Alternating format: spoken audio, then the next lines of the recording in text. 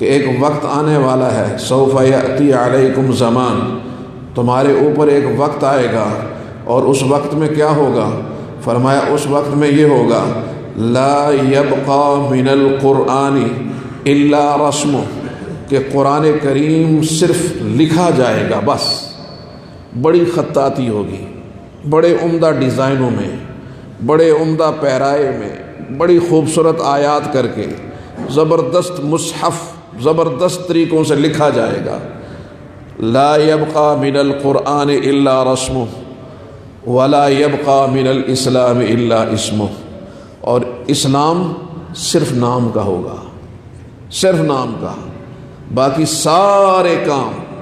سارے کام جو ہے وہ غیر مسلموں والے، نام اسلام والا۔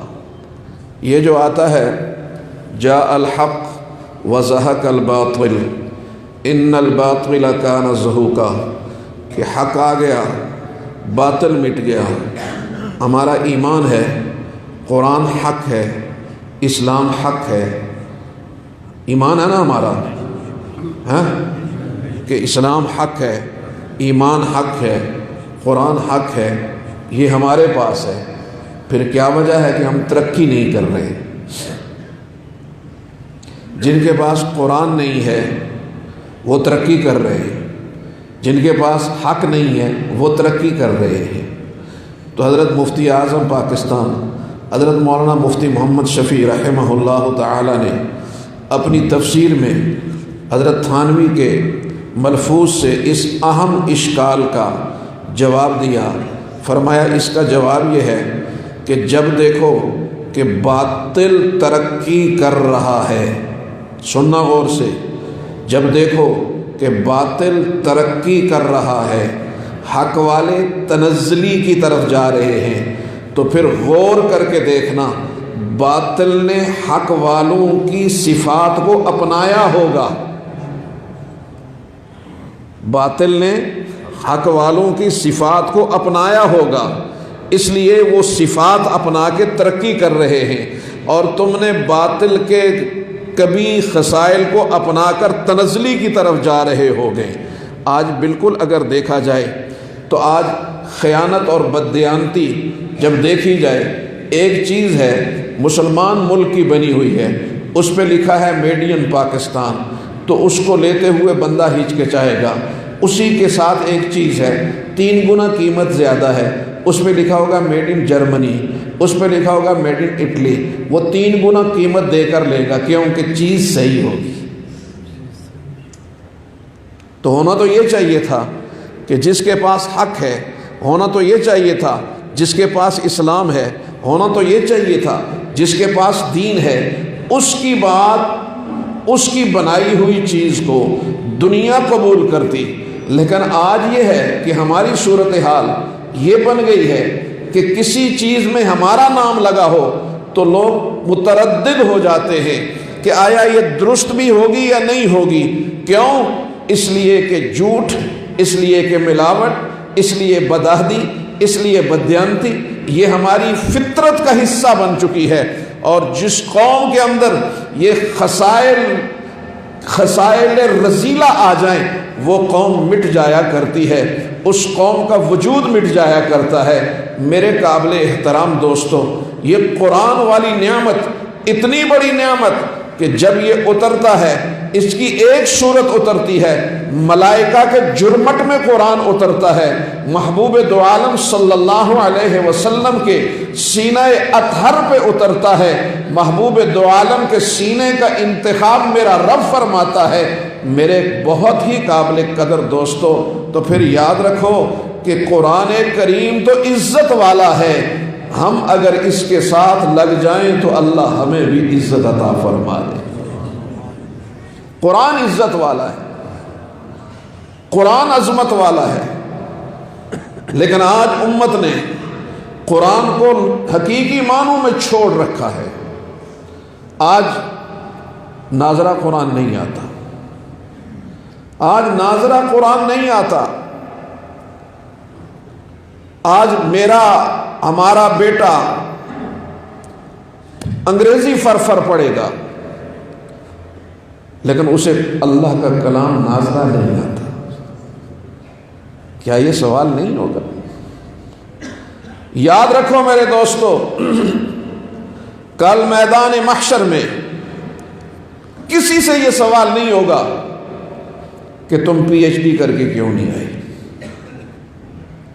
کسی سے یہ سوال نہیں ہوگا کہ تم نے ایم فل کیوں نہیں کیا، کسی سے یہ سوال نہیں ہوگا کہ میں نے تمہیں دنیا میں بھیجا تھا کیمسٹری، زیالوجی، بیالوجی، تم نے کیوں نہیں پڑھی۔ یہ پڑھنا منع نہیں ہے، کوئی گناہ بھی نہیں ہے، اگر دین کی عظمت کے لیے پڑھے انشاءاللہ اس پر بھی اللہ ثواب دے گا، لیکن ثواب نہیں، سوال نہیں ہے، یہ سوال نہیں ہوگا، لیکن یہ سوال ضرور ہوگا کہ میرا قرآن تمہارے پاس آیا تھا تو تو نے کیوں نہیں پڑھا۔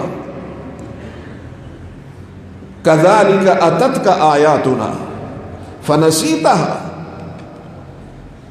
اسی طرح میرا قرآن تمہارے پاس آیا تھا تو اس کو بھول گیا تھا۔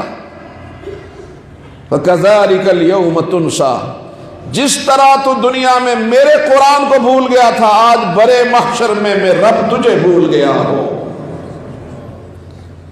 میرے قابل احترام دوستو، میرے بہت ہی قابل قدر بھائیوں، آئیے ہم دیکھیں کہ ہمارا قرآن کے ساتھ کیا سلوک ہے۔ ہمارا بیٹا آنکھ کھولتا ہے، اسے تلقین یہ کرتے ہیں تو ڈاکٹر بنے گا، انجینئر بنے گا، سائنسدان بنے گا، آرمی آفیسر بنے گا، فلاں فلاں فلاں۔ بہت کم لوگ ہوں گے کہ جنہوں نے بچے کو یہ کہا ہو بیٹا تو اچھا انسان بنے گا، تو حافظ قرآن بنے گا، تو عالم دین بنے گا۔ نہیں، یہ تو فالتو سے اعوذ باللہ چیزیں ہمارے پاس، وقت کا ضیاع ہے۔ ہائے ہائے، تو جو قرآن جس مہینے میں اترتا ہے وہ مہینہ مہینوں کا سردار بن جاتا ہے، اور جو قرآن کو عرش سے لے کر فرش تک فرشتہ آتا ہے تو اس کے لیے کائنات کا رب خود فرماتا ہے فَلَا أُقْسِمُ بِالْخُنَّسِ الْجَوَارِ الْكُنَّسِ وَاللَّيْلِ إِذَا عَسْعَسَ وَالصُّبْحِ إِذَا تَنَفَّسَ إِنَّهُ لَقَوْلُ رَسُولٍ كَرِيمٍ۔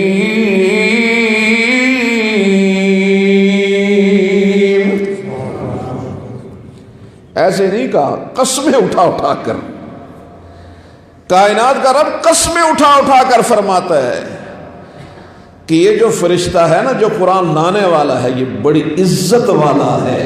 ہائے ہائے، جو قرآن لے کے آیا وہ عزت والا، جس کا کلام ہے وہ عزت والا، جس نبی پہ اترا وہ عزت والا، جس مہینے میں اترا وہ عزت والی، جس رات میں اترا وہ رات عزت والی۔ تو پھر بتاؤ کہ جس سینے میں قرآن ہوگا وہ سینہ کتنی عزت والا ہوگا۔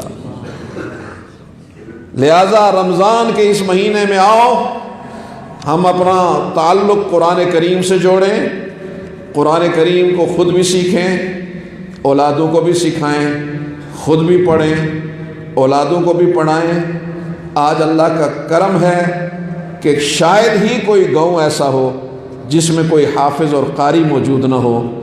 حفظ بے شک نہ کروائیں، لیکن اسے ناظرہ درست پڑھنا تو آنا چاہیے، اسے قرآن کریم کا مفہوم تو آنا چاہیے، اسے قرآن کریم کا ترجمہ تو آنا چاہیے۔